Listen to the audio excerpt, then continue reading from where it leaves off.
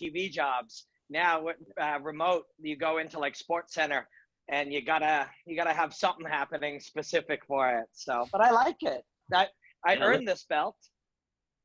I know. Many years ago. I would, if I earned a belt, I would I would carry it, maybe wear it as a necklace.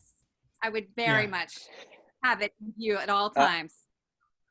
I wore it to the bar the night that I won it, and then at my retirement party, which I wore it to the bar again. That's great. Well, how about we get started? Because I know, Robin, at 2:15. Thank you so much.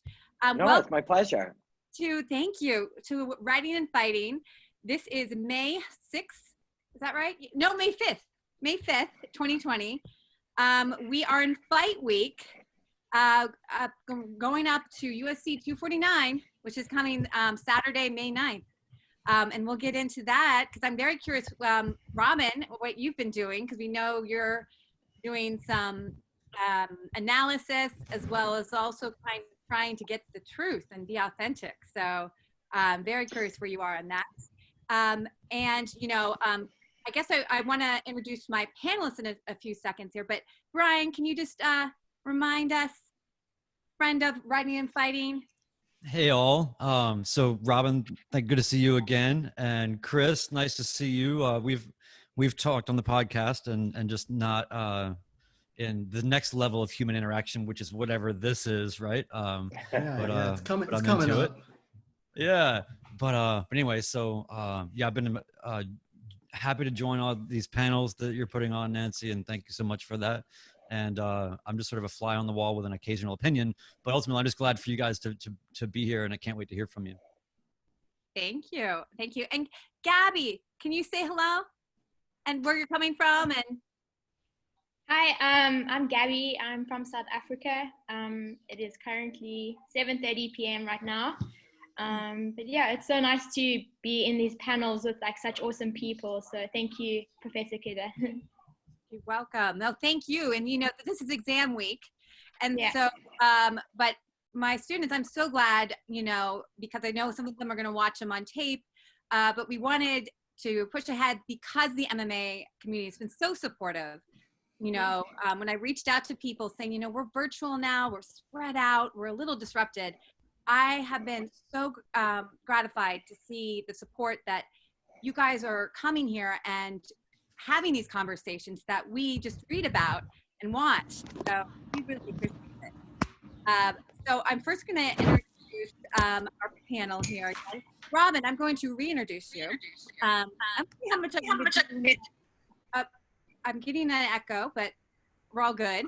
If there's a noisy spouse, dog, Zoom protocol, mute yourself, but then please get back on. All right, so Robin, I'm going this from because I know you now, and I've already introduced you. So let's see how much I remember. A musician, glam rock, but then transitioned and really got back into martial arts with Taekwondo, BJJ, and you also made it, you really wanted to, because you liked the analysis and commentary, you wanted to be in a fight, and so you took a fight and you kept winning, right? And no, I kept losing at first. I kept losing at first. Then I started winning. Then you started winning. What is your record then? I lost my first 2 fights, and then I won 4 of my next 7. So I ended up winning 4 out of 9 in total. I got better towards the end. Actually, at the beginning, it was very difficult, very challenging, very emotionally and psychologically difficult. And then I started to get better. And that part of the journey reflects in how I look at everything now. You know, you just keep at it and you get better at things. Oh, again, our first life lesson, Robin, keep them coming. Yeah, I know. And so Robin is currently the color commentator for TSN, BELLATOR, many others. And he's been working on, he will eventually, can I say what is it your 5 or 15 year goal?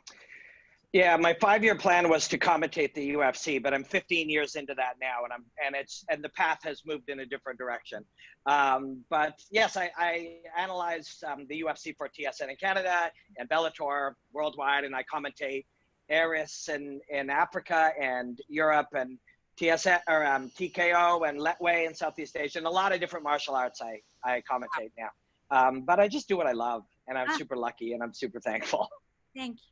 And we're thankful you come to Fighting and Writing and you give us your insight. I mean, what we talked about, linguistics, we'll get back into that. Thank you, Robin. Thank you for having me. Thank you. All right, well, I'm going to go to my other commentator, Mohammed Al Hosani, or Mo Rogan. Very great. And can I also offer that he, Gabby, also attended American University and graduated. What was your degree in, Mo? I graduated from Kogod School of Business. I don't know if it has the same name right now or changed with Kogod. In accounting. Yeah. And so you know that we really are very proud because Charles Didiscu is someone who he does cowboy fight series in the DC area. It's an amateur MMA, small promotion, but he's an alumnus, and so are you. And John Anik went to one semester. So we're very proud to be, the Syracuse of sports broadcasters. We are the MMA hub for commentary. So very good. Glad. But you, you nicknamed Mo Rogan because you, was it 112, UFC 112 was that the first one that you did color commentary? Yes. And you got that nickname because you represented that. And you work throughout the Middle East, correct? In Saudi Arabia, at many different promotions. Please fill in because I know you can be found also on AD Sports where you host the Abu Dhabi Showdown Week. Yes. Is that something yes. Yeah. What other promotions do you work at?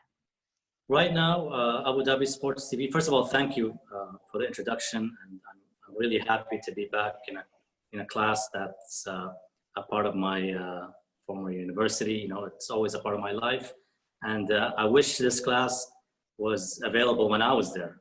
So congratulations to all the students who are about to finish this class.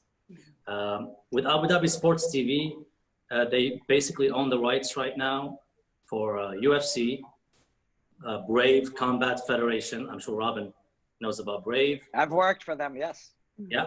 And UAE Warriors, which is another organization based out of the UAE and Abu Dhabi to be specific. So it's kind of the home of mixed martial arts in the Middle East and North African region. When you own the right for the UFC, you basically own the rights for everything around here. So this is pretty much what Abu Dhabi does. And obviously all the jiu-jitsu coverage through the UAE Jiu-Jitsu Federation and the Abu Dhabi Jiu-Jitsu Pro Tour. So all of that is also part of the package that's available in the channel. And I do almost all of those events. Wow, that's a lot. And thank you. And we appreciate, I'm really interested in the differences between martial arts in the Middle East, and over here, I guess in the West, in the US, and what it's been like since the differences. But first I want to introduce Chris. And Chris, we're going to talk about your book and a lot of your visual stuff, but Robin has to leave at 2:15. So I'm going to because I have your book, I'm going to share the screen so people can look at your illustrations. Okay, great. But Chris, and I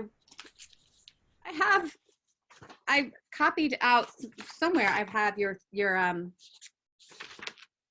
well, let's see if I can remember this because I copied it out that can you just introduce yourself? You're amazing. Well, I'll introduce you. You're the creator of MMA² for Bloody Elbow, which is this amazing material that you can watch, or cartoons, and it's now, let us know when it's on Bloody Elbow. You also do some animatronics, and your book is The Fine Art of Violence. The Fine Art of Violence, that we're gonna look at later in the class. So please fill me in if I thought it wrong, because I'm telling you, I have it somewhere. Okay, no problem. My background is I'm a fine artist, and maybe similar to Robin, I spent about a decade playing music before kind of like hitting a certain age and being like, all right, you know, I'm 30, I ain't gonna be, you know, a musician, you know, it didn't work out. So I took some time to, I was like, all right, I've always been a visual artist, and I was like, that's gonna be how I spend the rest of my creative years. And I spent a couple years painting, and then I started doing wood engraving, and I went on this Vipassana meditation retreat where you meditate for like 100 hours in 10 days. You don't speak, or you don't make eye contact, you don't do anything. And I had this kind of a realization that MMA was going to be the theme behind my artwork. I had spent a lot of time understanding a lot about the way I like to communicate to people, but I realized that MMA was this growing thing where, you know, I could make my inroads and kind of carve out my space within it because I saw it a certain way, you know, and I felt like I could extract imagery from it and take it to a wider world. And along the way, you know, the more you learn about the sport, you learn how dirty it is, and how it, you know, I always tell people it's like American baseball in 1940, you know, when people had no rights and no management or representation or union or anything. So eventually I started cartooning to basically voice my opinion. Yeah. Chris, can I really want to get into your process and what cartooning, why cartooning over drawing, and all of that. But first, I think because I know Rob, and we only have him for a half hour here. Thank you so much. I'm so excited to have artists, musicians, you know, business and commentators, you know, and our students here.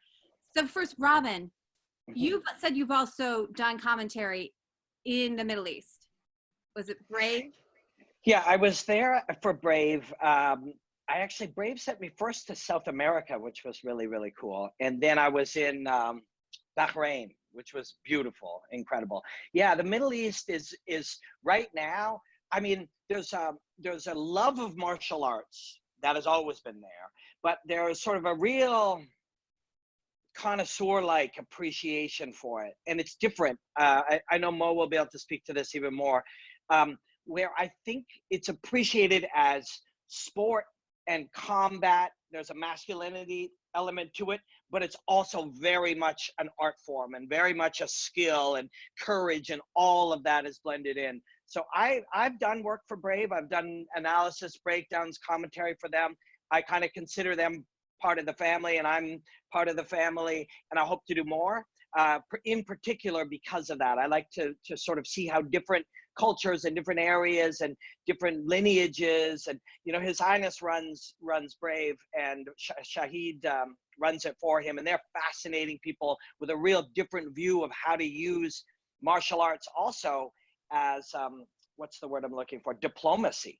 So it's a really fascinating thing in my experience over there. There's also, you know, when you go over to even Chechnya and Russia, there are some elements that cross over in the love and appreciation of the martial arts, and then some that don't. So it's very, very regionalized in how people see the art form and the sport, and it is fascinating, really, really is.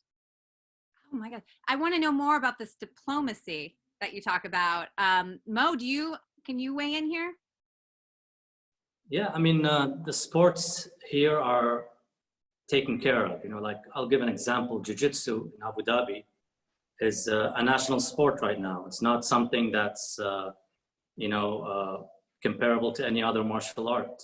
It's basically mandatory in most of the schools in Abu Dhabi. The military, the police force need to train in Jiu-Jitsu. So, you know, it's kind of a, and if you want to talk about diplomacy, it's basically Abu Dhabi's way of opening up communication channels with a lot of countries, mainly even, let's look at the last example. The president of Brazil visited Abu Dhabi not too long ago, the UAE, and guess who was the connection between the Crown Prince of Abu Dhabi and the President of Brazil? It was Renzo Gracie.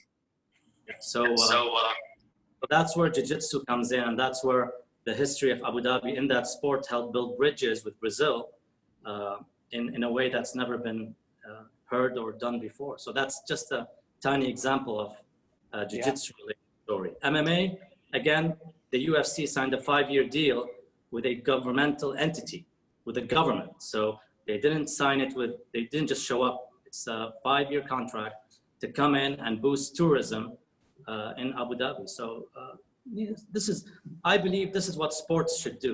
Sports should bring people together. Yes. You know? People, yeah, go ahead, Robin. Like, I'm sure. In Bahrain, the royal family, His Highness Prince Khalid bin Hamad Al Khalifa, he is so passionate about martial arts that he uses, he finds other leaders that have that passionate connection, and he uses that. More people have connected to Bahrain through martial arts than many other routes. So yeah, and you see that UAE, Bahrain, you're seeing that connection as the Middle East reaches out and expands in different ways and makes different connections and relationships. Jiu-jitsu and martial arts is a part of that connection. Yeah. No. 100%. Yeah. Please. This is so interesting because we know we just had I forget which one it was, Poirier versus Khabib in September. Were you there to call the fight? Yes. What's the atmosphere? How has that changed from maybe like 15 years ago, before the government was really kind of endorsing? It's very different, actually. What I saw in this last event compared to the previous 2 events is night and day. The previous events, Abu Dhabi through Flash Entertainment owned 10%. Mm-hmm. So, and there wasn't even aside from the first event, there wasn't progress in the UFC trying to do more in the region. But with this specific contract that they signed, they're building a whole week, probably a whole month that's what you said in the beginning, the Abu Dhabi Challenge Week. It's like sort of like a marketing tool to bring in jiu-jitsu, Muay Thai, all the combat sports, put them in different malls in the Emirate, bring in all these tourists. The thing is, a lot of people that showed up for the Habib Dustin fight, was people from Russia. And that's another thing the UFC used because of the accessibility of the UAE as a hub in the region for people to come in from Europe and anywhere else. It's like an easy hub to come in, visa-free, and just watch the fights. And that's what happened. We really felt like it's a combination of Russia and the UAE and just maybe 120 nationalities combined just in that one place. Fascinating.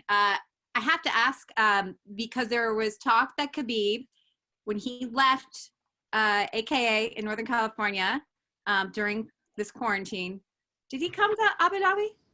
Do you know? Or Dubai, actually.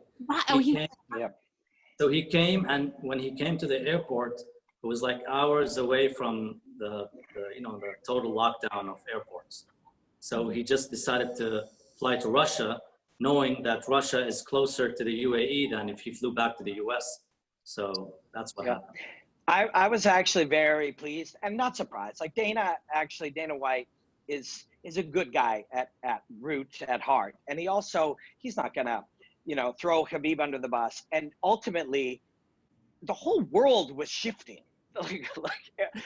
Entire countries were shutting down. Travel was changing.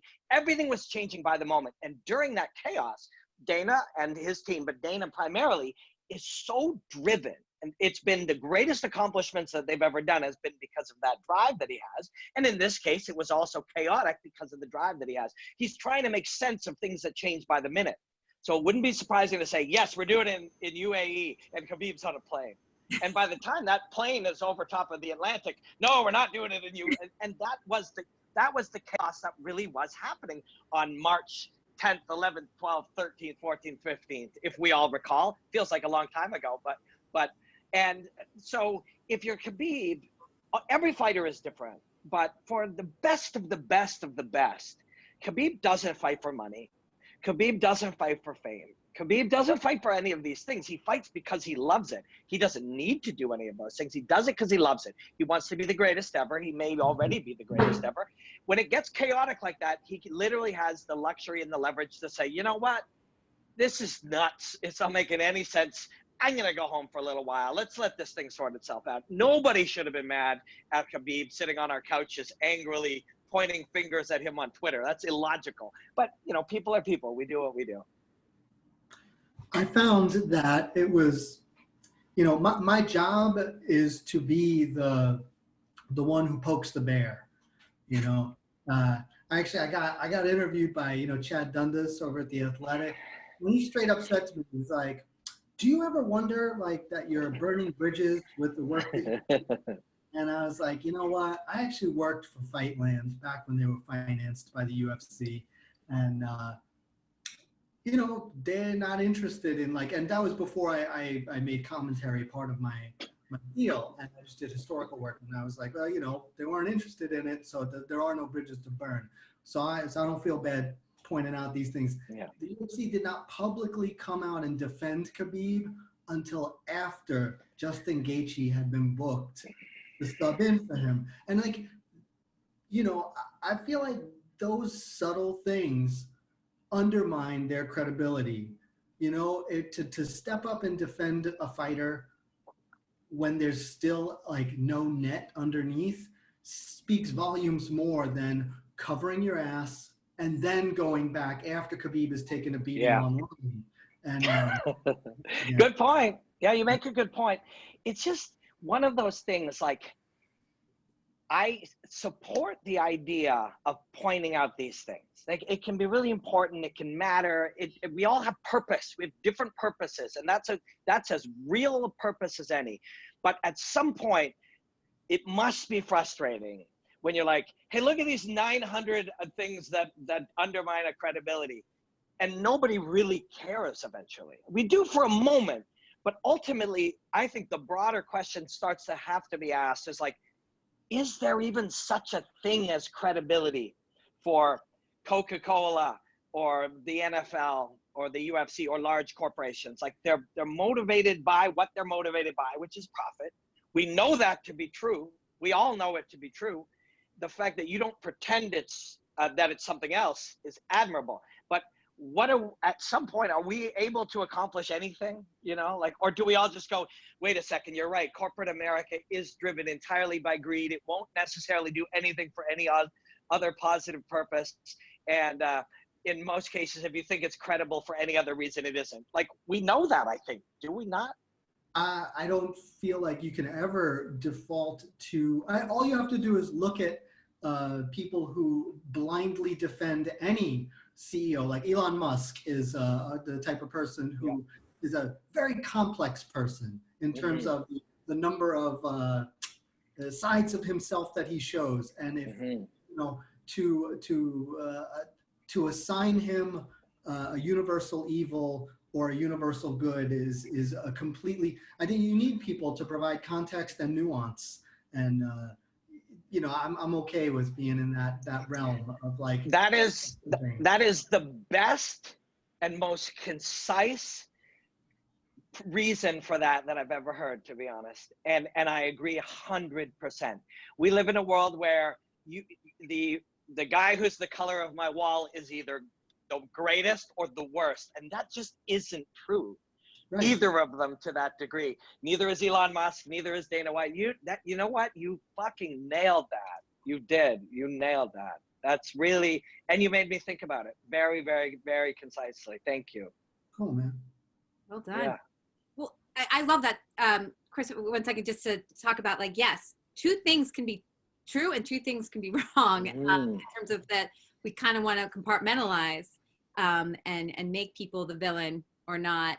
Can I add something, Nancy, about one final point, and I realize that it's part of why you invited me here, but even though it sounds like self-promotion, the book that I made that you'll show later, I remove everything. I remove the cage. I remove the UFC logo. I remove everything except the fight. You know, that because I do want to contribute something to the things that Mo is talking about, the things that Robin is talking about. I do have a love for the sport and for the fighters and for the amazing things that happen. And I don't feel like I can accurately add to it while putting a brand on it, you know, or repeating a company's talking point. I have Narrative, to do as yeah. much as possible. So I'll skip the floor. I've kind of been running. Well, this is something that John Gooden is a good friend, and I love him very much. He and I just slightly wrinkled on the other day. It's like, at some point, and this isn't just a company, like it is sometimes a government, sometimes a league, sometimes there are structures that we get built that dominate our thinking. There are narratives that get created that dominate our thinking. And if we don't shatter them, we get trapped in very, very non-nuanced things where I believe this and you believe this, and we argue on Twitter and nobody does nothing. And so it's important. I think that's really important. Mo, thank you, Robin. This is, I love where this is going. Mo, what did you want to add?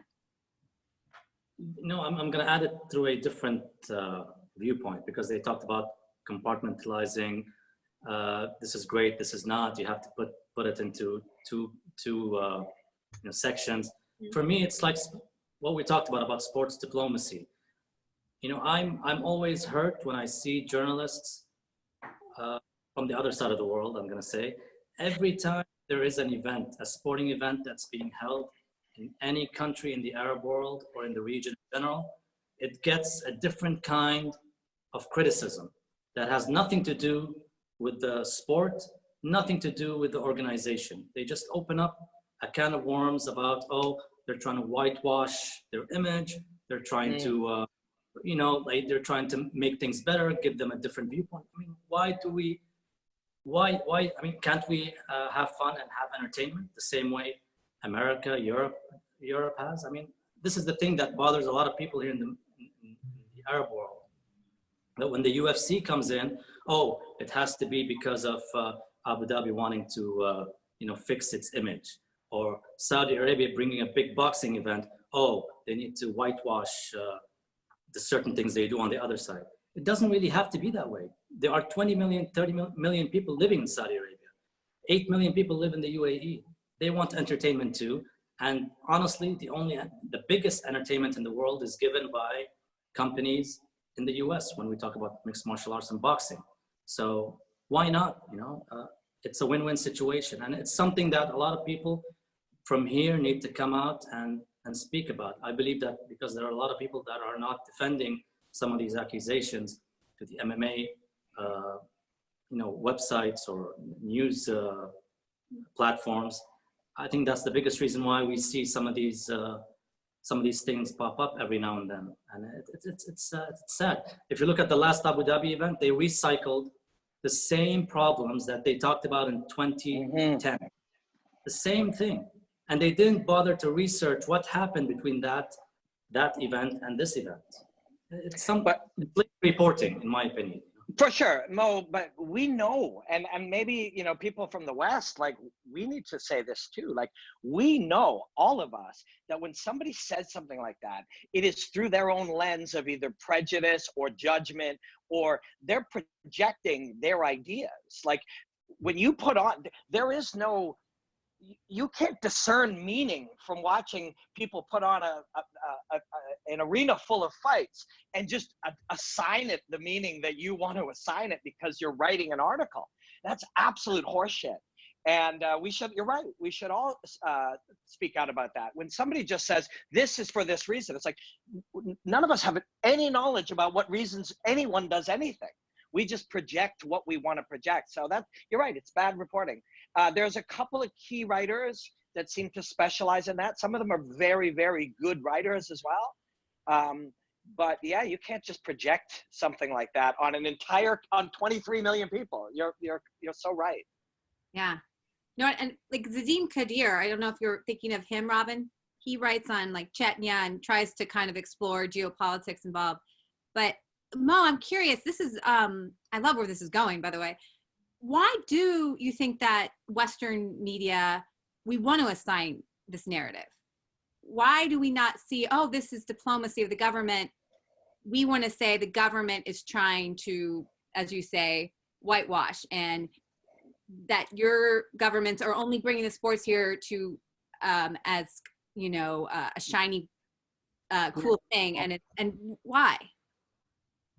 For me, first of all, I'm a firm believer of sports diplomacy. So, you know, I have a different take over what these other journalists have to say about that. I believe that sports diplomacy is one of the most important. It's just like anything. It's just like economics. It's like trade relations between a country, social, and, you know, a lot of things that. So back to your question of why, I believe, and I could be wrong, one of the bigger reasons I see is, again, the whole concept of we live in democracies and we have the right to vote and we vote in our politicians, whereas these people are, you know, from, you know, they're like, I don't want to say they're backwards. They still live, some of them live in monarchies, some of them live in old school ruling systems. I truly believe that it comes from that. So they believe any decision that comes out of that country comes out at the higher level from one guy. And that's not true. That one guy doesn't have all the time in the world to think about bringing in the UFC. He has wars going on next door. He has unrest. He has economic issues. He has the coronavirus. He has the UFC. Is just a small boxing, whatever it is. It's just a small thing, you know, at the end of the day. They bring them in, for sure. They want to make money, but at the same time, they want to lure in tourists. What's wrong about the rulers in the UAE wanting to, you know, bring in tourists and, you know, put the Abu Dhabi brand out there? It's just like Los Angeles putting the brand out there as being the capital of movie making, right? Why can't Abu Dhabi do the same by being the capital of martial arts, for instance? That's one of the reasons, but there could be, as Robin said, some prejudice, some issues from the past, that personal experiences from some of these guys. I don't know. Those things are all connected, though. I mean, some prejudice is formed when we're just born where we're born, and somebody allots us a belief system. Potentially, we go into a particular government in the country we're born into. We may have a religion. We may have any of these things. Then we think ours is the best one. This is global. Like, this is what people do. This is a fundamental flaw of humans. If you go to, you know, pick a country, you go to Finland, the people in Finland are quite sure Finland is the best country in the world. They're not crazy about it, but they believe it, just like an American in the Midwest believes it, and just like somebody in Russia believes it. But what happens fundamentally at the human level is then you misdirect it, and you dislike or judge or project something on the other people, improperly believing that you're right. It's a weird, humans are weird, you know, humans are fucked up. The more we realize that, the easier the world gets. The more we look that we are probably that we ourselves are part of the flaw in whatever equation or whatever system, the easier life gets. Yeah. Oh, now, and I want to, first, before you leave, Robin, you're still leaving in about 7 minutes or so? Or? Let's push my my other thing back 15 or 20, no problem. Okay, well, let us know, because I want to. Okay, well, I want to get the boots on the ground of what is going on at UFC 249 before you leave, because I know you've been doing some work there. But in terms of, let's stay on this geopolitics and the Middle East. Mo, why? You know, there are other sports that they could have brought in, I guess. And we've talked about this, Mo, that there's a lineage to fighting in the Middle East, wrestling, other types. But was there something about the UFC and this martial arts that lends itself? You mean why does the criticism come with the UFC all the time instead of like a football world game, for instance, or whatever? Yeah. Like that? Yeah. It's a good question. Yeah. It's a good question, because I don't see that when Real Madrid comes in to play for the Club World Cup or Liverpool or whatever. Nobody talks about whitewashing or stuff like that. But it's always boxing and MMA. And I believe that goes mainly because of the history of these sports. Robin and others can say that because of the history of these sports and boxing in Africa during the Muhammad Ali era, or when, you know, like pro wrestling in North Korea. Some of these sports and entertainment, you know, corporations or whatever you want to call them, have a history of going to certain places that are considered taboo back in the day. Now we live in an era that's very different. Globalization. Abu Dhabi, the UFC is not the biggest thing Abu Dhabi hosts. The Formula One is the biggest thing Abu Dhabi hosts. But the UFC always gets that criticism. And I believe it could be because it's a private company.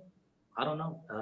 It's very interesting. Maybe the MMA media is very ruthless. Yeah. Yeah, that could be part of it. It's also narrative driven. Could I offer something up to Mo? Yeah, sure. Go ahead.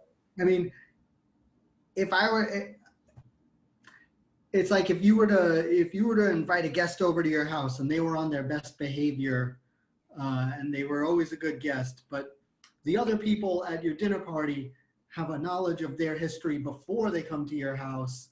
It's almost like it's impossible to forget, you know, like, and to take them only on their behavior that night. And the UFC has like a very up and down history of I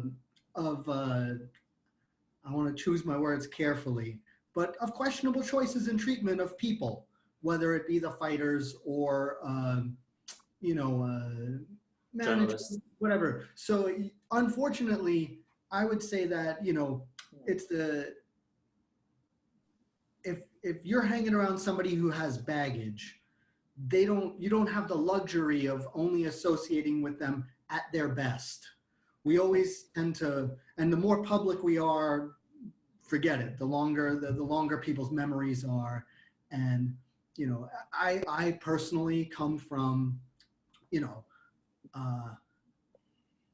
my original sports background is following sports where the players have unions and they get a percentage of the television revenue, you know, as like a guaranteed, you know, assurance of their income, and they have bargaining powers. So I definitely take a perspective that when I become a fan of MMA, I'm like, wow, I want the fighters who I care about, who I am emotionally invested in. I want to see them not have to have a part-time job. And I think that if they had some of the advantages and the leverage, like, you know, percentage of the TV rights, if they had union representation, I think if they had those things, I think that the people who I am emotionally invested in, I think they would have better lives. And so, you know, that's part of where my perspective comes from, you know. So to say, I think definitely you're right. Some of the things you say, like people look at a certain part of the world and they assign a value to you or a judgment, and then they critique you according to that judgment. And I agree with you 100% that you do get unfairly criticized, or rather like a reflex criticism, because here in the US, the one of the most brutally exploitative forms of sport is the NCAA.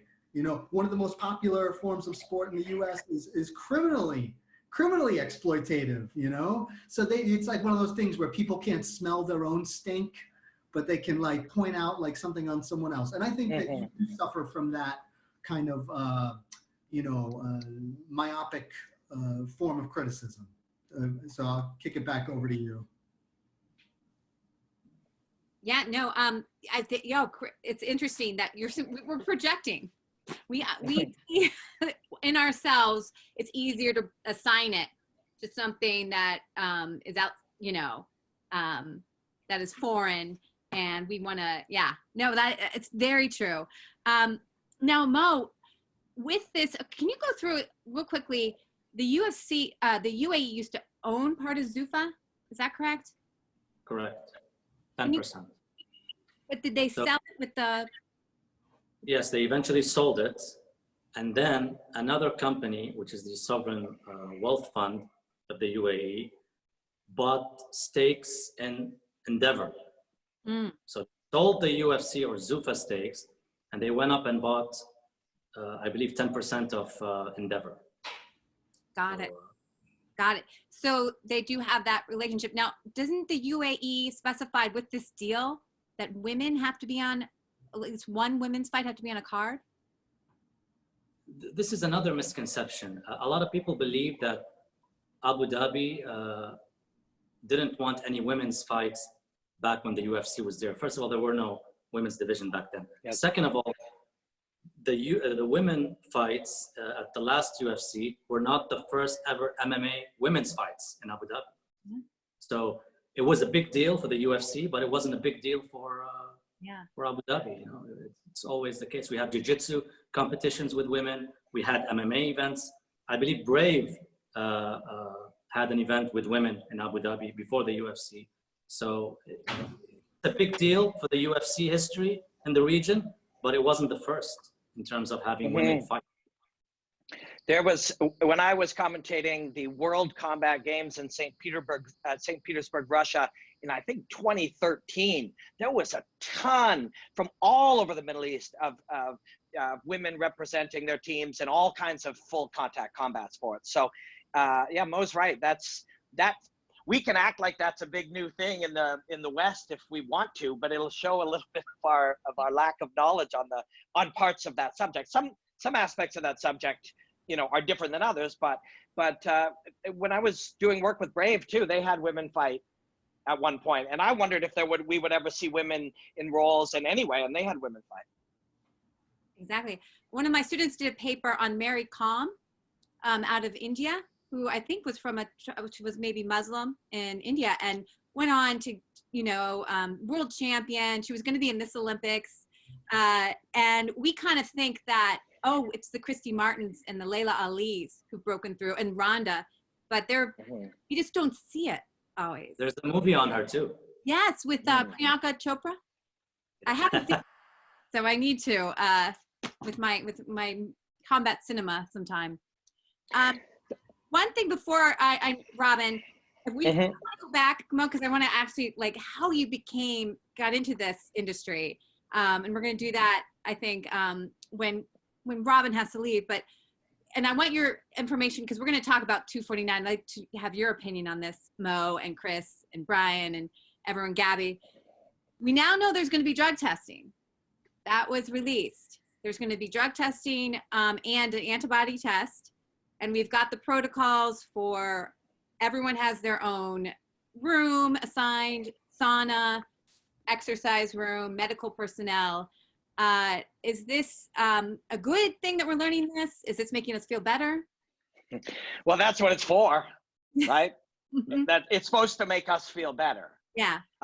That's why it exists. All of that, everything you just described. And that's not it with judgment. I'm not judging a corporation or a company or anybody. That's why that's there. It's to make us feel like, oh, well, they're doing this, and then we can debate it on Twitter. Although none of us have degrees in any of these areas, none of us have any specialized knowledge. We can now argue about it, which will distract us from whatever we may or may not do that could disrupt a company doing their job, right? That's why people do release things like this. It's not, and I'm not also saying that corporations are inherently evil and they want people to get coronavirus. That's also bad for business, and I don't think they're evil either. But the purpose is to protect your business, which means let's try to make as many people get sick as possible, but also to protect your business by making sure that the people feel good. So I guess we feel better. I mean, if nobody was drug tested for the last 7 weeks, I guess drug testing them this week is better than nothing. You know, I don't know. It's one of those things like sometimes I'll allow, as we all do, ourselves to get distracted in that. But my job and my special, and I have opinions, and then I start to reject them because they'll just take me in directions that'll distract me from what I do. It all seems pretty weird, but I'm not surprised by any of that.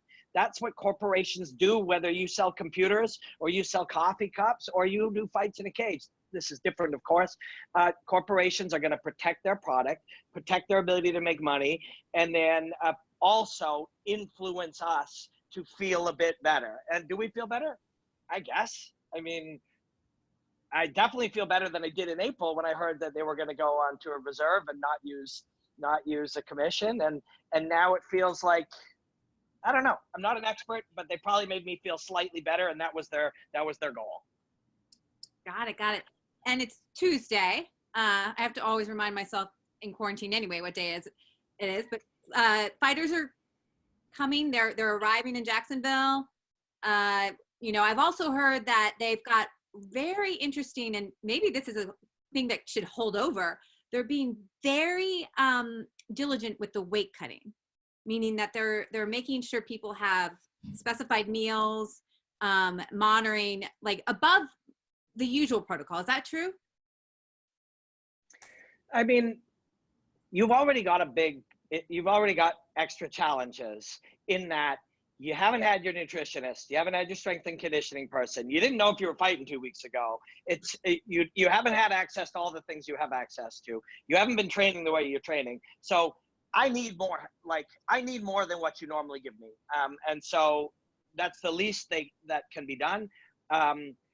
There will be people miss weight, and you better be. And normally my take is you don't miss weight under any circumstance. I made it 9 times as a professional fighter and dozens of times as in amateur competition, and people have made it hundreds of times as wrestlers. They know it's your responsibility. It's nobody's fault but your own. But this will be an exception to that, in my opinion. And they better not be docking people, although who knows? I mean, there's so many new variables. Everything is different. Everything is different. Your whole week is different. Your travel is different. Who you're with is different. How you eat is different. How you prepare is different. How you go to the arena is different. It's all different. And that's a problem. That's a challenge. And some will handle it better than others, you know. Tony Ferguson in particular is somebody who really is regimented and has a very big team and likes to be surrounded by a lot of people, many of whom help him a great deal. He's not alone. Lots of them are like that. He's just one example. Well, that's all different now. So when we see how athletes and artists perform on the night in the moment, it is a reflection of preparation and a reflection of all the self-talk and rest and focus and everything that's been happening. All of that is different. To me, as a lover of martial arts, that's fascinating. It's also fair because it's a challenge for both competitors, but it's fascinating. I don't know if you're going to hear a lot about that in the broadcast. Because they sort of tend to manicure what is and isn't discussed often. Mo, actually, do you face that much where when you're commentating, maybe your team will be smaller than the other teams? Will they kind of tell you what talking points to explore and what ones to not explore? Is that a normal part of your production? No, the UFC, they don't. They just send us the same notes.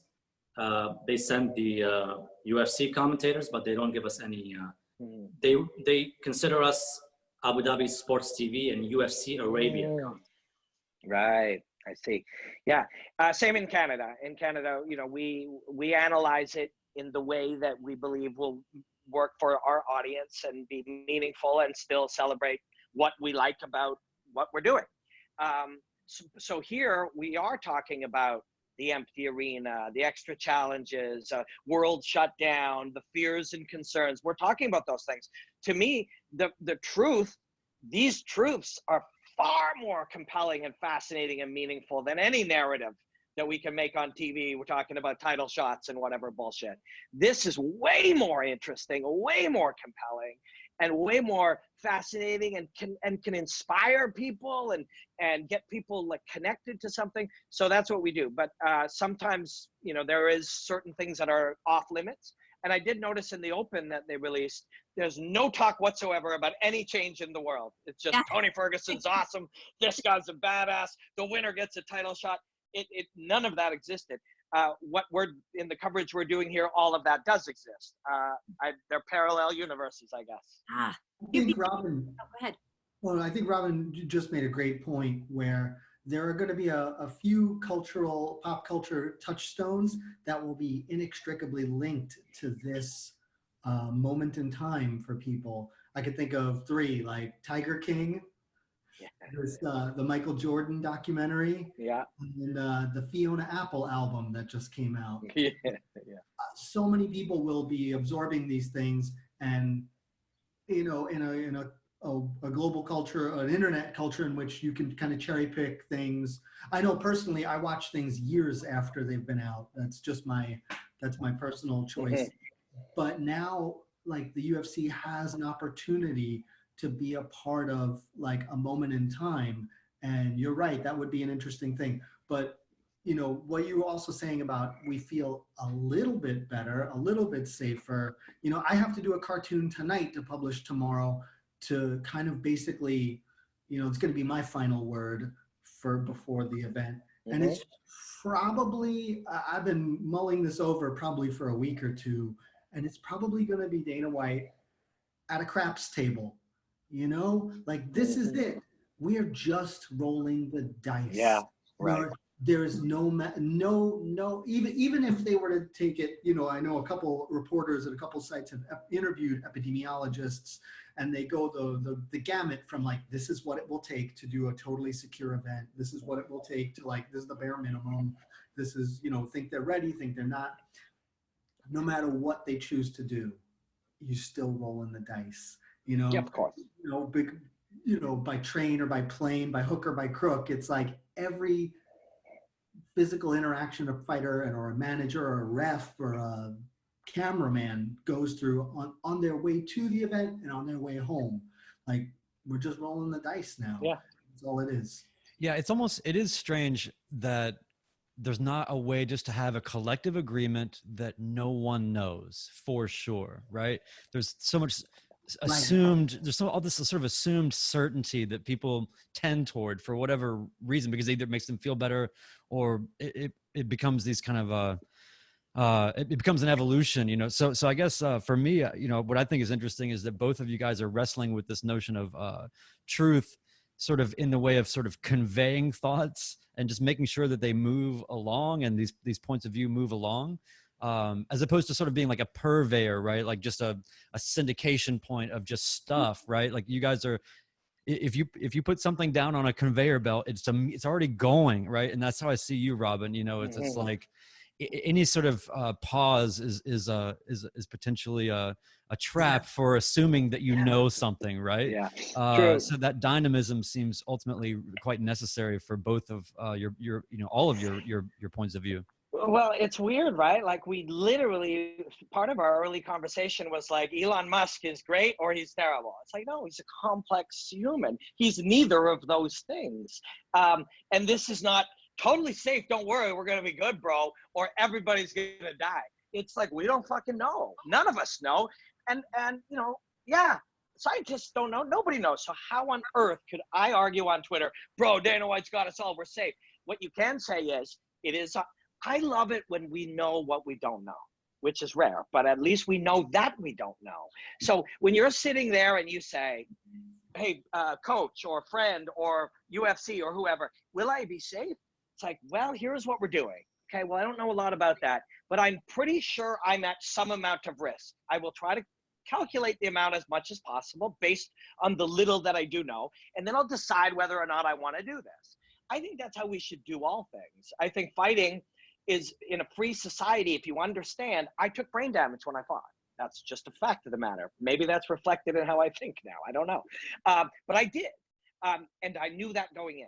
I knew that this was something wonderful, something that I wanted to be a part of, to truly understand it and do my work in a way that was meaningful to me for the rest of my life. I had to fight in a cage a number of times, but I understood the dangers. If you understand the dangers of things, go fucking do them. It's a free society. But in many cases, we don't. What we tend to do is say, yeah, orange man evil, no, orange man God. You know, that's just what we do. And over time, hopefully we do that less in all things. Yeah. Oh, can I, 1 second, Chris. I was going to ask Mo. Go ahead.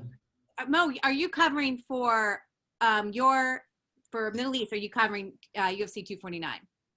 Yes, and I just want to say that there is no way we don't include what's going on right now into the narrative on the show, because this will be the only thing on television in this region. Nobody's watching. Any people who watch football are going to be watching this, and it's Ramadan, and people stay very early into the morning to watch TV. So we have to include it. There is no crowd. I mean, it's the crowd. I mean, it's like a different looking event. So we have to explain why, you know, why is it on TV? How did they come back? So it has to be, as Robin said, he has that individual or creative control over what to say, because he works for TSN, right? Yes, yes. Yeah. And I mean, the empty arena for sure we have to address, but the extra challenges, the fear, the anxiety, the unknown, the being worried about your family, these are all as big a part of the fight as how well I block leg kicks. You know, how well I was or wasn't preparing alone in my house with whatever resources I had when I didn't know how to fight, or I didn't know I had to fight. That's a bigger part of this story than how well I moved my head in previous fights. So all of that has to be, it doesn't have to be, we can do whatever we want, but all of that should be present if our goal is to search for truth and to find the beauty in truth.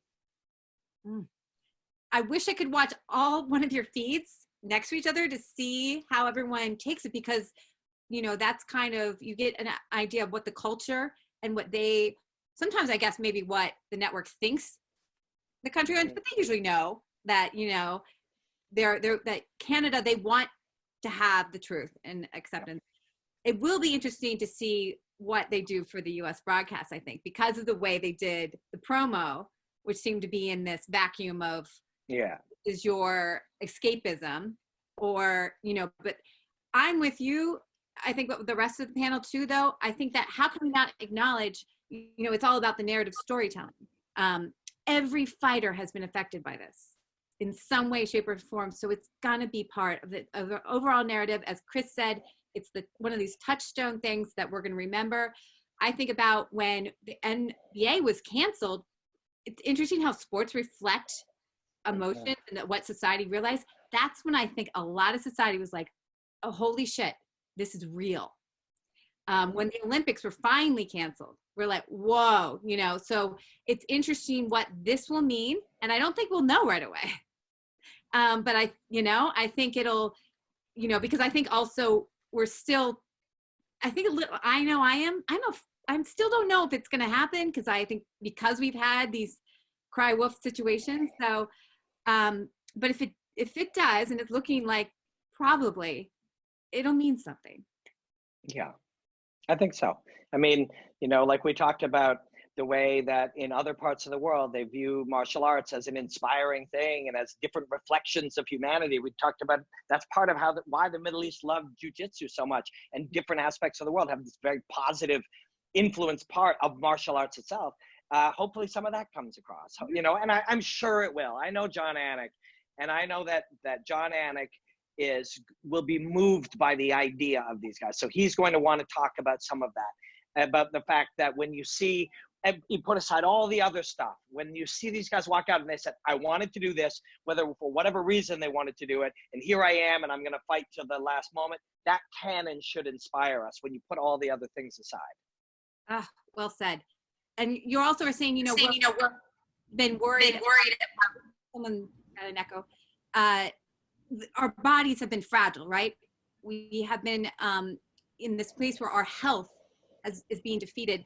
To see the human body as powerful again, and it's something that we can look up to and acknowledge as, strong.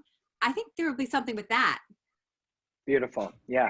And the will, and the human will, you know, the physical body and the will and courage and, overcoming setbacks, all of those things. These are the metaphors that make fighting so beautiful, right? Fighting is at its root, it's a metaphor for life itself in thousands of different ways. And so once we get past dumb shit like politics and all of the things that are real, like health and safety, and then the things that are dumb, like debating, science that neither side understands, and all that stuff, once we get past it, if in those moments, those sacred moments when human beings push themselves to the limits, that's why we did all that, and whether or not sometimes you're bothered by corporation, or you're bothered by, the things that we see and the things we don't like about it, we suffer through those things or accept those things for now, because we get those special sacred moments, and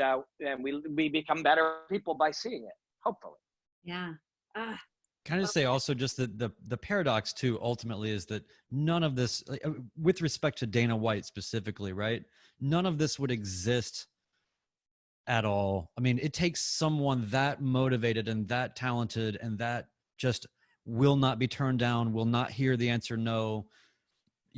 sort of CEO mentality like that, it takes a certain type of nearly a sort of sociopath sort of behavior to become that successful. So it's going to be something where when you get to a certain scale and at a certain point of where the implications are much larger than where you began, because you've been able to grow this thing, you're inevitably going to run into, just by the nature of just growth and the way that things happen, you're going to be put into a point of some sort of contradiction.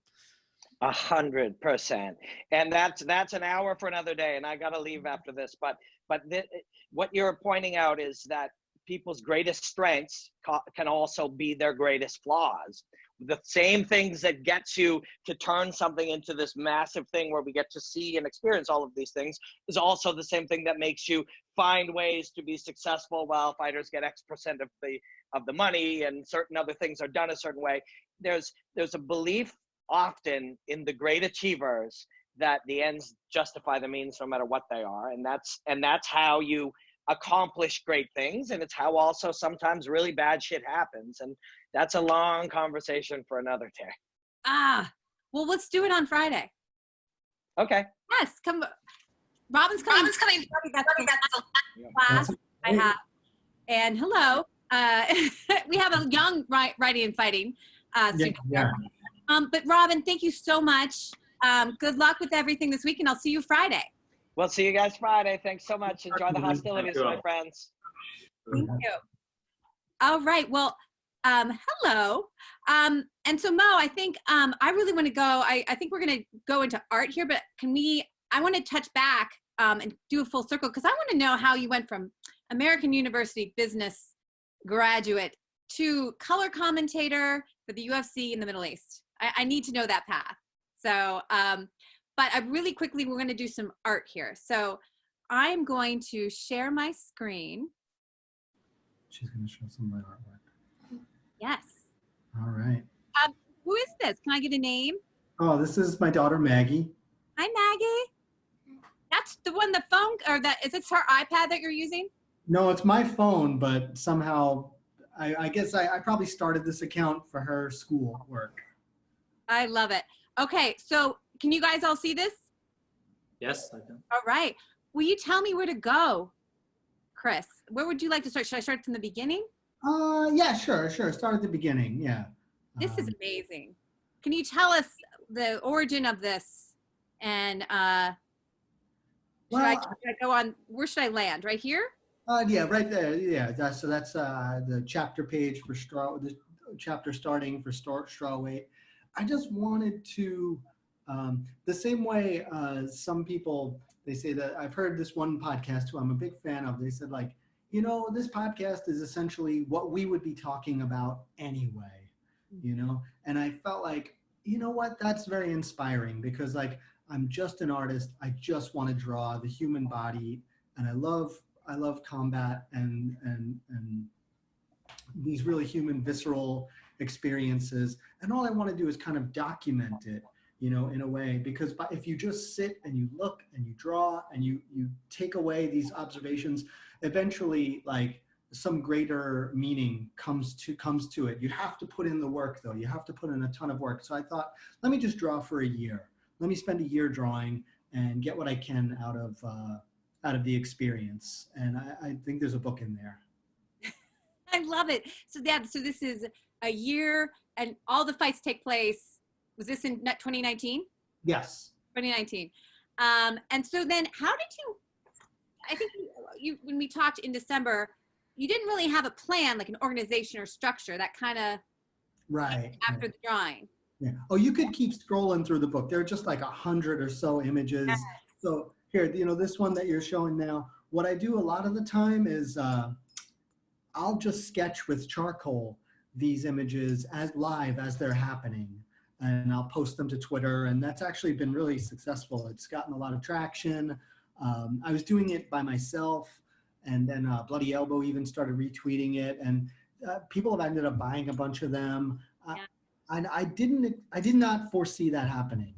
I just like I like life drawing, and I like the speed and like of charcoal, and trying to just capture movement more than like anatomical accuracy. So this was that started maybe like halfway through the book. I wasn't even doing that at first. I was doing these more labored ink and fine line drawings, like the one you see there. That's Paige Van Zandt and Rachel Ostovich. How about you take us through this? Like do kind of a close read. This is what Esther Lynn came to class, and she kind of showed us what went in, where the origin of the picture was, how she caught it, Mm-hmm. I should say. So what this picture, why? And this is when they fought, I think it was last January in Brooklyn. Yes, that's correct. Yes. So I actually, you see there's a bunch of text up there. Almost all the text in the book is by Josh Rosenblatt. He was my editor. We worked together at Fightland years ago. But what I would do is I would give him the imagery, and then I would give him the ideas that were going on in my head, why I chose a certain position, a certain pose, a certain story I wanted to tell visually, and then he kind of expanded on it. And that was really like, it made it feel really collaborative and fun that way.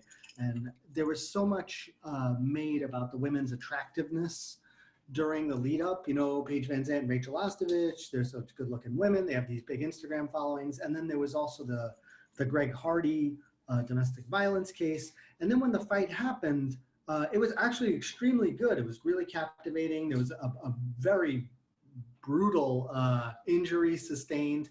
And I thought, let me do this image and like, let me edit out their faces, like these symbols of femininity and attractiveness and like this marketability, these signifying things. And let me just go right for like the complexity of like grappling, like the moment when somebody's body was like wrecked, and take away everything, take away the domestic violence stuff, take away their,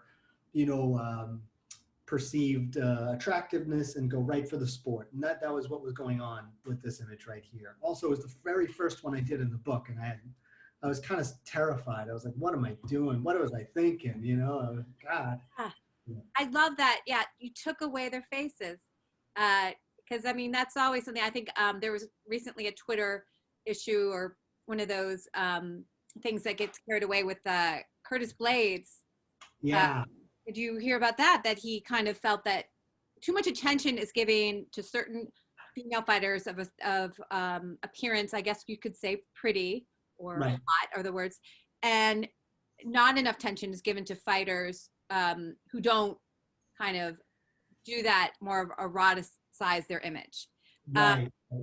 So I think that's so interesting that you were compelled by their story, and and that taking away their faces is the way. Just like how you say you take the cage away.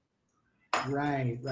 It distills it into what really we should be looking at. And I love how, I have to tell you, like the details of, you can't help but look at the hands because of the detail of the, so I'm not even really looking at the body parts that the females are, eroticized about, so just fascinating. Can I get one more or two? Like, that's one of my favorites too. Oh yeah. I like a lot of these, I like my own work. And this is going to be available when? Is it available now? It was kind of heartbreaking. This COVID, really, really derailed my ability to put this out. I was hoping to have it out in March, and like my kids not being in school and my wife working from home, and it really kind of too much of my hope. And I kind of decided, all right, I'm gonna put this thing out after the wheels start turning again. I see the viewership is down on all the sites, and there's a lot of just struggling, in the media in general. So I decided to hold back on it and wait until there was some more enthusiasm for MMA again. Understood. We're all in this holding pattern. So I understand. But we appreciate you coming and sharing this, and it will come out later. We're just getting a preview, everybody. So we're whetting the appetite. Is there another picture you want to go through? Like this one. This is Timchenko Carmouche. Yes, and the one above it is actually Jessica I after getting knocked. We all know.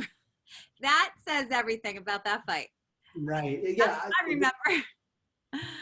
I love the idea of how Shevchenko took control of other people's bodies. You know, that was the ideas that I was going for. Like, I has been, you know, removed from her agency has been removed, and in a way, like by having Carmouche's feet in the air, by getting thrown, like you're showcasing how Shevchenko, she's not only better than other people, you know, like when you watch somebody, you know, Max Holloway's title run, you know, like people are fighting, they're trying to hit him, you know, and he's just better at hitting them, you know. But Shevchenko like seems to like the gap between her and her competition is so much greater. Like she decides what her body does and she decides what your body does. So that was the idea that was going on, was why I picked certain poses like these. Wow.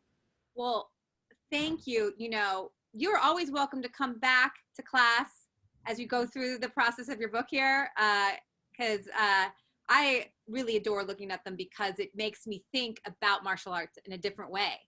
Awesome. You know, it's giving me a new lens, and I really appreciate that. Oh, I'm so glad. So I'm going to, whoops, stop share and get back to, because I want to bring the conversation back. Oh, sorry guys. I'm not the most Zoom efficient. Oh, that's why. Now I'm back. Okay. So thank you. So like circling it back, I do want to ask you, Mo, how you transitioned into this role, what you see, what you enjoy about color commentary, and also, you know, any other insights that you've gained, you know, being part, because I know you do help work with the diplomacy we talked about. Yeah, it's a funny story actually, because my background has nothing to do with media or broadcasting or anything like that. You know, it's accounting and you know, a little bit of engineering management. You know, and that's it. But you know, I started training jiu-jitsu, and I was one of the few guys that was vlogging at the time when jiu-jitsu was not on television. So I was following the national jiu-jitsu team everywhere they went, and I documented their matches in different competitions all over the world. And you know, I kind of built my name through a YouTube channel called Emirates Jiu-Jitsu, doing interviews with some of these guys, some of the famous jiu-jitsu personalities. And as time went on, Abu Dhabi created an event that was called the Abu Dhabi World Professional Jiu-Jitsu Championship. It was the first event with the gi that awarded jiu-jitsu competitors cash prizes. Mm-hmm. This was in 2009. Yeah. You know, so they called me because they needed Arabic commentary. And that's where I started. Now, if you look at my roles in that event, and then right after that event in 2010, obviously UFC came. There was no, I would say there was no audition whatsoever for that role. I was at a lobby in a hotel, and I met Craig Borsari, who was a UFC representative. He was the guy who's the head of production, and one other person. And we just talked, and they decided, okay, you're the guy. So they put me in the organizing committee to do all the marketing stuff, but I will also do the analyst role on air. So going back and watching these events, I'm the kind of guy that always criticizes myself. When I never look back at my previous work, because I always find something that I don't like. And these events were so bad, in my opinion, compared to how I developed as time went on. I was a camera shy guy. Everything I learned on the job, just because of the love of the game and the love of and the passion for these sports. And I found myself doing things that I never thought I could possibly do. I'm into movie making now. I'm making a documentary. I've made some documentary shorts, stuff that only people with a passion for a sport could do. And even though it's not my background, Yeah. I wouldn't go into something else. You know, they try to get me into other sports because I work for a sports channel after all. They try to get me into cycling, golf, football, but I always rejected. You know, I'm all about the combat sports. And the Rogan name came, even though I'm more of a John Anik now. I'm more of a Muhammad Anik, you know, because my role has changed, you know, into a, you know, the lead guy. I have analysts or former fighters who are Brazilian Jiu-Jitsu black belts. These are the guys that have more of the technical analysis. So I found myself leaning towards the Anik role and leaving the Rogan role behind me, you know what I'm saying? We need to rebrand. We need to get that name in there. The Moranic. Because that's kind of like moronic, though. I don't know. No, this is so interesting, though. You know, because I think that we've had talks on this. I think it was at the MMA panel that Chris was at, that the American University put on in December. We were talking about how competitive to get to be a commentator, especially to the level of UFC. And, you know, I find it amazing that you didn't even, you interviewed or weren't even interviewed. We're just like, hey, enjoy, do some marketing and get on air. So I was the right guy at the right place at the right time. That's how I can say. I don't know. I think it's also something, but, you know, because this is another thing that we talked about with Robin last week is, and with John Gooden, how, you know, how are you able to react and know what to say in that split second? Is this something you practice? It's very tough, especially with the Arabic language. I don't know if the students that are here or at your class ever took an Arabic elective class. It's pretty tough, you know. Even for an Arabic speaker, it's tough. It's just a massive vocabulary compared to any other language, and I still learn every day by reading books in Arabic, reading newspapers in Arabic. So it's tough, but I'm getting better with time and getting those words in. It's a very descriptive language, so there's so much potential for it to be even better than English in terms of hype and noise and reaction. Watching football, people are used to these things. Football, soccer is what I mean. And they get used to some of these sounds. But if I go back to 2010 compared to today, I remember when I saw Lorenzo Fertitta at the time at the weigh-ins in 2010, I went up to him and asked him, I'm going to be the Arabic commentator for the event. I have just one question. You want me to do this as a commentator that knows his stuff and just assume that everyone knows what this sport is? Or do you want me to be the educator? He didn't hesitate and just said, you're the educator. We're coming here for the first time. We don't think MMA is big here or as big as we think it can be.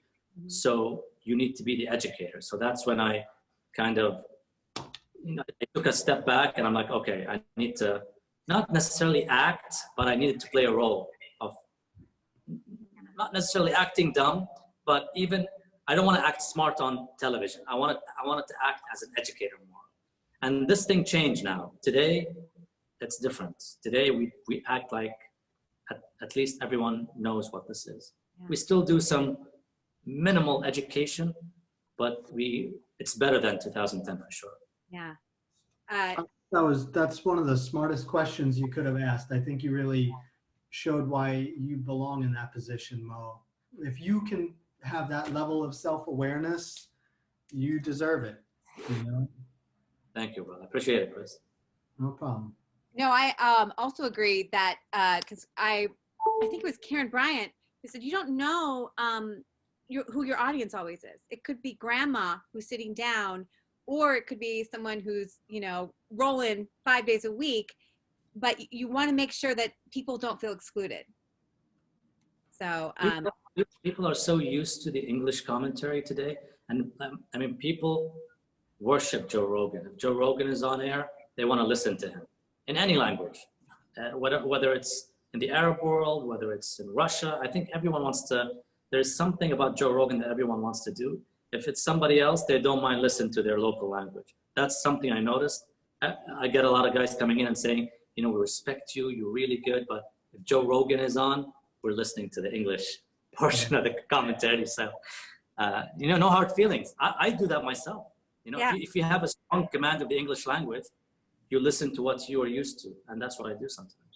You know, what's interesting, and I didn't realize this from Robin and John, is that how much Joe Rogan was responsible for a lot of the way it's presented, because he came in and did it differently than previous people in MMA or even the early UFC, and that he was calling things in a different way from his background. And, you know, and it's interesting though, they also mentioned how you have to pioneer your own language in terms of kind of thinking ahead of time of phrases, you know, so that, and you have to do it in another language or two languages, you know, that's, you know, fascinating, like what you have to do. And then, you know, but do you practice, you say you read a lot, does that help inform you? I actually, I don't want to say that I created a lot of the terms that have been used, but because I was the first guy to do it, I pretty much made up most of these terms, and it was used. I didn't make them up most of the time. As a term, yes, I did use it for the first time, but those words are there in Arabic. Sometimes they're not. Like an armbar, is hard to translate like verbatim. It's not a word in Arabic, so you have to be creative. You have to have different styles of wording it. You know. So what is armbar then in Arabic? I say taqid al-dira. People say tathbit al. People say, no, there's a lot of, we use arm lock instead of arm bar because arm bar doesn't exist in Arabic. So we say arm lock. That's the translation for it. So it's pretty interesting. There's a lot of stuff that we created as we went on, and the Arabic audience kind of, you know, embraced it as the years went on. Hey, yeah, so I'm really curious about this in terms of, I mean, obviously it's one thing to be pressed to be the play-by-play or the commentating work. Then you're pressed to be an educator, which is an art form unto itself. Then you're also looked to be a translator, which is another art form unto itself. And I guess I'm just curious, as you're sort of going through this now for a good while, what have been maybe the more frustrating pieces of it where something just always feels lost in the translation, perhaps either way? It happens all the time. Let's say, you know, something big could happen in a title fight, a title change maybe. So I can't help myself. Even now, the event is on Sunday morning here. And all I can think about is, what if Dominic Cruz wins the title? Or what if Justin Gaethje upsets Tony Ferguson and ruins that dream fight with Khabib, which everyone is waiting for? I'm trying to think of scenarios and words to express myself if that happens. But at the same time, I don't want to do it because I feel I'll be faking it. So I always have that dilemma, you know. If I want it to sound perfect, I need to do that, which is think of scenarios and write down what I want to say. And if I really want pure drama and like realism, I have to just wing it. But sometimes when you wing it, it doesn't come out right. And it, you know, it's like you let yourself down. And that's what I fear the most whenever I do commentary for big fights. Should I prepare for it, even though I know that's what I'm going to say and I have it on a piece of paper somewhere, or I rehearsed it several times? Or do I just be myself? And sometimes being myself, the words don't come out as it happens. You know, that's my struggle all the time. Yeah. I don't know if you talk to John Gooden or any of the other guys and they have those same issues, but that's always my issue. Yeah. No, finding the right words are, yeah, I think all of us struggle, but it's not my job. Like, thankfully I'm a professor and I'm a writer. So I have the luxury of the time to put down my thoughts. Can I, you know, you brought something up, Mo, and I'd love to know this about how we're going to view UFC 249 in with this narrative of COVID. And I'm looking at you, Chris, you're in New York, right? You're in Brooklyn. I'm in Queen. I'm actually in. I'm in the worst hit neighborhood in the city. Yes. How well? Can I ask how you're doing? And then, yeah, can you fill us in on how it is there now? Is getting better. I mean, in March, we really did hear sirens like 24/7, and it does get under your skin after a while. It really makes you feel uncomfortable.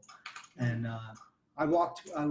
we took the kids out for a walk to go to this cafe that we like, and you have to call ahead, pick up your food. Only one of you can go in, and we're walking home, and we walked past this apartment building, and these four, middle-aged men, that one of them was in a wheelchair, that like the kind that not like a utility one, and we saw a guy who was dying, and I won't ever forget that. Like to see like these four guys probably shared an apartment together, and one of them got it, and they were taking him to a taxi, and we all walked past each other, and like, I don't know, man. I saw what that person's body looked like. It was unbelievable, and I don't know. What my closest friend owns a grocery store, and the stories he's told me are I mean, he's lost 25 pounds. He's keeping like a small memoir, and he's like, I can't tell you anything right now because he's still living it. So we're gonna have to, we've made our plans to sit down, and he's like, I'll tell you all the stories, but after this is over, I can't handle talking about it while it's still happening.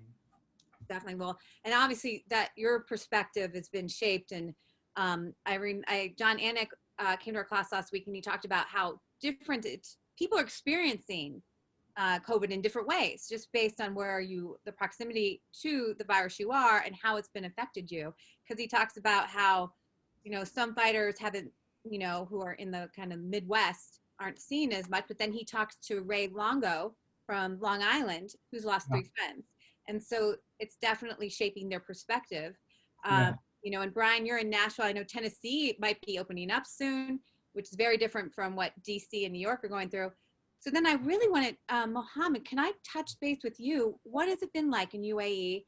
And what is your perspective of I'm so curious of your perspective of this fight happening here in the US. I'll just say what Robin said. If the necessary precautions happen, and the company is sure that they can, the company and the state, in this case, sure that they can protect everyone involved in that event, then why not? The US is such a big continent, not even a country. So how long can it be idle like that? It's not realistic. You need to adapt, you need to find new solutions. Now, again, it must be, there must be precautions. And the thing is, with this UFC event, a lot of eyes are going to be on it all over the world. This event is going to be the metric or the gauge that other sports organizations all over the world look at. Not even sports organizations, maybe governments look at, in terms of, if this is a success, if the UFC manages to succeed in holding 3 events in 1 week with 0 issues, this will give a lot of people all over the world, maybe governments as well, some hope and maybe some ideas to adapt, because at the end of the day, people want to work, people need their salaries. There are a lot of people that are out of jobs, they lost their businesses, so, how long can you let this happen? So this is a big moment for everyone. So the UFC is kind of leading the way, and I really believe that all eyes are going to be on it, not only in the US, but all over. No, I completely agree with what. So can I ask, what is it quarantine like in UAE and in Abu Dhabi? We have 15,000 plus cases, a few deaths as well. I'm not sure of the number, maybe 100 now or something like that. If you know the UAE, it's like the travel hub. It's like in the middle of the world, and everyone comes. We have more than 120 nationalities living here. We have a lot of people transiting here. So it's not a surprise that you get a lot of cases in the country, even though it's a small country. But I think the government has done a good job. We have something called small things like that. Like we have something called a National Sterilization Program, which is basically what is called a curfew or a lockdown in other countries. But because they want something that's not attributed to like a military dictatorship or something like that, they called it National Sterilization Program. And they asked people to be home from 10 p.m. to 6 a.m. And anywhere in between, you can move out, you can move around, go to the mall. The malls are open now, but with social distancing procedures. Restaurants are open again. People are adapting. All these restaurants, all these malls have to adapt because you don't know how long this thing will last. I mean, they're saying it's going to be a year until they find the vaccine. So should we close up shop for a year? I think not. If you can find solutions to stay safe, then why not, you know? Yeah.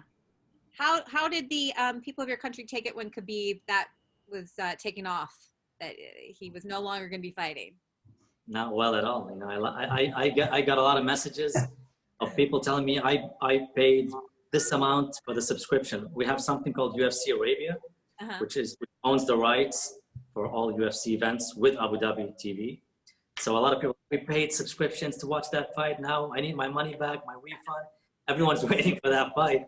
And now the thing is, everyone's rooting. So when everyone was rooting for Khabib against Tony, now everyone's rooting for Tony. Right, they don't want to see Khabib and Gaethje. They want to see Khabib and Tony. So they still believe in that fight, even though it's probably the most, you know, I don't know. I mean, people are saying just never market that fight. Just have it happen in the event, you know, without any, just out of nowhere, surprise people with it. Just have it and then don't tell anyone and then release it afterwards. Exactly. A YouTube special or something like that. You know? Indeed. That is so. I love that the people in UAE are actually now rooting for Tony Ferguson, so that fight happens. You think it will happen? I believe so. If the fight happens in Abu Dhabi, either in September or October, I believe that's the fight that's going to happen. Khabib against the winner of either. That would be good for you to have. Yeah. Second year in a row. This is going to be bigger as well because the new arena is going to be ready by then, which hosts like around 20,000 people. Yeah. And then the last time they just built up a tent. Yeah. It was kind of hot as well and sweaty. Mo, what do you think about you know, having you know, I think it's 4 events in 15 days and possibly Fight Island? Do you know anything about Fight Island? I've heard about it just like anyone else. Do I believe if it's going to happen? Yes. I wouldn't put it out of the UFC's hands or endeavor to do something like that, especially given they would be losing a lot of money not making up the 42 events they're supposed to make up this year. So. Yeah. And so what is the network that it airs on in UAE? And basically the prelims are aired on Abu Dhabi Sports TV, but the main cards are always on a new application. It's kind of like the Fight Pass for the region. It's called UFC Arabia. Everything is Arabized on there. It's English and Arabic, but there's the option of listening to Arabic commentary and watch some even older fights dubbed in Arabic, which is pretty funny. oh, Cool. have you done dubbing? No, I didn't do the dubbing. It's more comedic, to be honest. It sounds like one of those old kung fu, English kung fu movies. You know what I mean? It's, but it's good. It's a good option to have. Yeah. Well, Sunday morning you're gonna go into the studio, or do you? Studio, yeah. And I think you know, I tell people, you know, I want fighter safety, but I also acknowledge, you know, we're putting grocery store workers here. They're risking their lives, you know, because it's their job. And so I understand that. And I also, there's part of me that's romanticism about everyone on the planet is going to be watching this fight card, unlike any other time in sports. You know, and I think I mentioned like Tooney versus Dempsey 2. and, you know, back in, you know, in the early day, or, you know, those times in boxing, the golden age. So it's going to be, you know, there'll be a lot of eyes on, or, you know, people listening to you. Yeah, it's going to be pretty, because a lot of casuals are going to be watching as well. So because it's the only thing on TV. Yeah. And it's very interesting. The prelims are in and of itself a main card, to be honest. This is like a very, very top to bottom. It's a very, you know, good card. So. Well, this has been amazing. Is there any other territory that, you know, I feel we've covered a lot, you know, I mean, I could go on, but I also know it's been like way over our hour, but it seems like that's what we do. Any other, like, you know, Mo, what do you think about just the growth of MMA? What the future in the Middle East? Do you see it growing?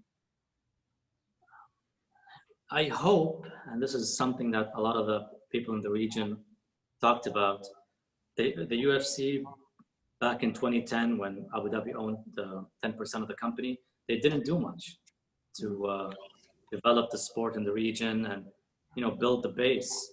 And the hope now with this 5-year deal, obviously with this pandemic, things are taking a different route, but they're really hoping that the UFC really invests much more in the region. Last time, people were not happy that there were not a lot of Arab fighters on the card. There were mostly Russians and people from Dagestan, which is fine because a lot of the people from Russia came in to watch the fights. But there are a lot of good, you know, fighters in the region, and we really hope that the UFC starts looking at those guys too. You know, at least if it's not for a big event, at least they can do like a Ultimate Fighter show or Dana White Contender Series, something like that, because the only way you can build fighters, and the grassroots has already been done. There were organizations that did the work for the UFC back in 2010, and all these Arab fighters are now in their prime. So, you know, they need to use these guys because these guys have the following. And if the UFC needs, you know, the following that they need in the Middle East, they need to get these guys on the cards. So that's my hope. That's what I think should change when it comes to the UFC's approach to the region.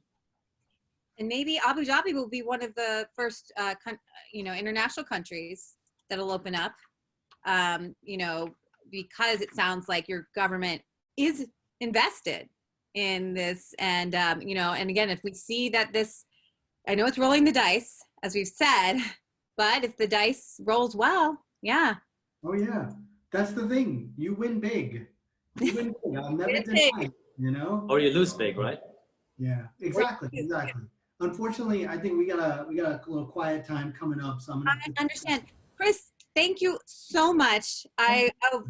For bringing us in. We got a little also preview of what you're going to make for your Dana White. But please come back to Writing Fighting. Thank you very much. Yes, thank you. And thank you, Mo. So good. So good. Yeah. And everyone, it's at Chris Rini on Twitter. No. At Rini MMA. Rini MMA, of course. And I publish on Bloody Elbow. You know, I'm one of the media casualties. I went down from 4 days a week to 2 days a week. So Bloody Elbow Mondays and Wednesdays. I publish at 9 a.m. Eastern Standard Time. I'm on their Twitter feed. I'm on the website. And you could see, I don't know, I've probably made about 200 cartoons for them or more. I have more artwork than you can probably digest. And that's just about MMA alone. I got to say, and also I've also been building a little studio of my own at home, and I can't wait till these kids go to school again and my wife goes to work so I can finally make content again. Oh, God. So it's been actually a joy sitting in on your classes. Sometimes that's the only thing I get to do all day. Mostly I'm like with the kids, I'm cooking for everybody and forget it. Well, you're always welcome. You know, it's a joy to discuss, you know, these other kind of rhetorical and narrative, you know, theoretical aspects of the sport. So thank you. Thank you, Chris. Good to see you. You too. Hey, Brian, man, it's so nice to see you as well. We didn't get a chance to talk, but no sweat. Really nice seeing you on the call as well. Absolutely. Yeah, take care. Bye, Maggie. Bye-bye. Thank you, Chris. Bye-bye. I'll see all you guys. I know. Well, thank you, Mo. How can people look you up? Because you also have a podcast. Yeah, I do have a podcast that I've started around a year ago, mostly focusing on the region, but I also had Eddie Bravo on once upon a time, and that kind of skyrocketed, you know. Yeah, it's fun. I think content and podcasts are something that's developing even here in the region. It's starting to pop up. I don't know. What's the podcast called again? Because I've listened to that. Bravo. It's Mohsani 360. Mo Hosani 360. So 360. that's the podcast. And your Twitter is Mo Al Hosani. Yeah. And I'm trying to think about it. And then the documentary, is that coming out? Yeah, I actually have a short documentary coming out tomorrow morning. It's called Jiu-Jitsu Strong. And basically, it's directed by Bobby Razak. And he's a well-known MMA director. And basically, it's just a thank you to the jiu-jitsu community, kind of a motivational piece for the people in the community that have gone through a lot of hardships lately because of the pandemic. They had to close their schools. Some of them lost a lot of business. Some of them lost their businesses altogether. So it's kind of like a 30-minute motivational, don't forget where you came from type of thing, you know, where to show people that the best people to get through a pandemic are people who are martial artists or people around martial arts, because of the many principles martial arts teach you, but in this case, jiu-jitsu. So that's coming out tomorrow. Where can we find it? You'll find it on YouTube. We're probably gonna put it out on Bobby Razak's account, Bobby Razak Films. So it's gonna be there. I'm gonna tweet it. Okay. I believe USA Today is doing a piece on it. It's gonna be interesting. Oh, I cannot wait. It's extraordinary. Well, and good luck with your coverage. You know, I know you might be busy, but we're meeting together again at 11:30 Eastern time, which I think is 7:30 your time. If you want to check back in, because that's my last class, you know, of the semester. I wish I can. I think I'll be asleep by then. I know, but well, you're gonna have to get your clock right, because what time do you have to wake up for? UFC is gonna be like 2 a.m. in the morning. First prelim is at 2 a.m. and it goes until probably 10 a.m. Oh my! Do you? So from 2 a.m. to 2 a.m. to 10 a.m. Yeah. What do you do? Brutal. I'm falling asleep. Yeah, it's pretty brutal. That's one of the struggles as well. How can you be, like how can the reactions be good and lively when it's like that time of day, like compared to John Anik sitting cage side and Joe Rogan sitting cage side going crazy in front of the cage, and we're sitting in a cold studio in the other part of the world at weird time, looking at that fight and trying to give the best emotion. Yeah, I don't even think about that. All right, well, you're gonna have to come back some point to tell me how you get the feeling, the visceral feeling of being there cage side when you're not. And so. Hey, Mo, I just want to say thank you very much. I very much enjoyed the time, and we'll definitely follow up. I'm interested to see what you have coming out tomorrow and your film work and all that. So this has been a great, enlightening conversation, and I really appreciate it. And also, Nancy, I just want to say really quick, I'm on to you. I figured it out. It just occurred to me now. Here's what's happening. In the same way that the UFC has figured out essentially that they've got a quota to make to keep their ESPN deal, I figured out that what you're doing with these classes online is you are meeting your professor quota, right? So that you can ensure this is all about protection of you. Like this is really a Nancy First initiative. And I just figured all this out. No, but seriously, thank you so much. It's been a pleasure. And a student, Gabby here for. Gabby is, yes. Gabby, Center, she's, they're representing South Africa. And yes, thank you. And Mo and Gabby, I'm gonna finish with you. But Brian has a podcast, Art Fight Podcast, which is amazing. It brings together the world of art, music, and fighting. And you've had everyone from Chuck Mindenhall to Robin Black that you have like visual artists. It's quite outstanding. So we're getting rich really fast. it's amazing. Because, by the way, you do realize they have the biggest MMA organization in Africa, EFC. I don't know if Gabby knows it, but South Africa has the biggest MMA organization in Africa, I believe. Maybe now there's the one that that was just mentioned a while ago, but I think I forgot what it's called. But I know EFC is one of the biggest organizations. Yes, definitely. It's growing, yeah, which is nice. I know. And Gabby, her final paper, can you tell them real quickly the fight that you did for your final paper, which is extraordinary?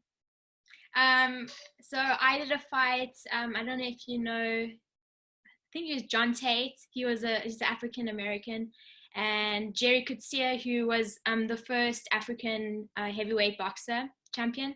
So what happened was during apartheid, the African American John Tate came to South Africa during the height of apartheid and played Jerry Coetzee, who's a white Afrikaner. So it was just a big controversy around that fight, and just, yeah, it was very interesting to learn about their backgrounds and what they were fighting for. Shows you. See, fighting, it's one of those sports that's always involved in countries, like whether it's the tribalism or the what's going on politically with race, and you know, and you brought that all into your paper. So I have to little brag about Gabby there. Thank you. Thank you so much for coming. Thank you all. You tune in tomorrow. We have, I think it's at 11:30. We have Josh Rosenblatt, writer, and John Snowden. And then we have some more female or women in MMA with Phoenix Carnival and Amy Kaplan, you know, some broadcasters and journalists. So Very cool. Thanks again, everybody. Thank you, Brian. Thank you, Nancy. Thank you. Take care, everyone. You too. Bye. Thank you. Thank you.